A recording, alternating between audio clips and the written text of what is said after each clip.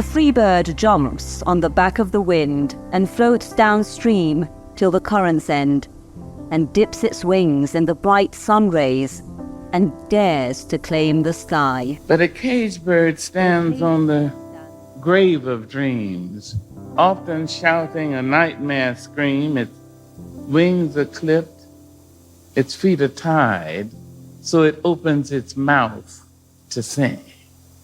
The caged bird sings with a fearful trill of things unknown but longed for still, and its song is heard on a distant hill, for the caged bird sings of freedom. Hello and welcome to episode 5 of the Bayan book show. I'm Homa Lesbi. And what you just heard was the voice of the late American writer and civil rights activist Maya Angelou reciting her poem Caged Bird.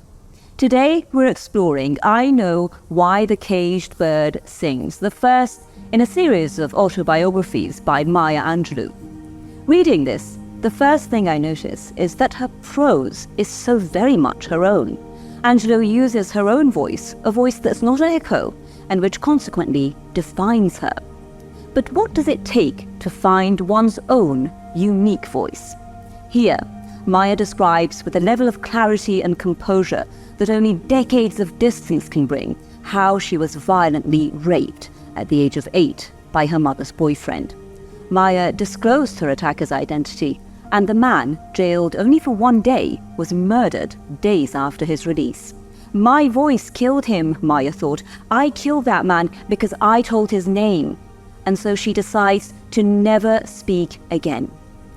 And for 5 long years, no one can persuade her to venture out of her selective mutism, until a teacher and family friend, Mrs. Flowers, introduces her to poetry. Words mean more than what is set down on paper, Mrs. Flowers tells her. It takes the human voice to infuse them with the shades of deeper meaning. And Maya finally opens up. Decades later, her voice is resonant as she delivers a powerful performance of her now iconic poem, Still I Rise. You may write me down in history with your bitter, twisted lies. You may trod me in the very dirt, but still like dust, I'll rise. Does my sassiness upset you? Why are you beset with gloom? Just because I walk as if I have oil wells pumping in my living room. Just like moons and like suns with the certainty of tides, just like hope springing high, still I rise. Did you want to see me broken, bowed head and lowered eyes, shoulders falling down like teardrops, weakened by my soulful cries? Does my sassiness upset you? Don't take it so hard just because I laugh, as if I have gold mines digging in my own backyard. You can shoot me with your words, you can cut me with your lies, you can kill me with your hatefulness, but just like life, I'll rise.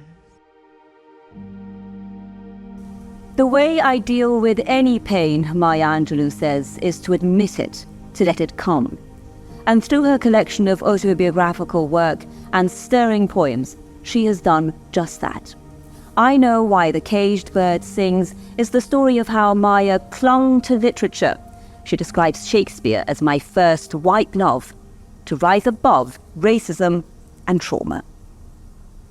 Well, that's about all the time we have for this episode of the Bayan Book Show. Thank you so very much for watching. Next time, we'll be reading Clara and the Sun by Nobel laureate Kazuo Ishiguro, a novel that examines loneliness, love, and what it means to be human. For now, from me, Homa Lesbi, and our team here at Bayan Bartar, it's goodbye.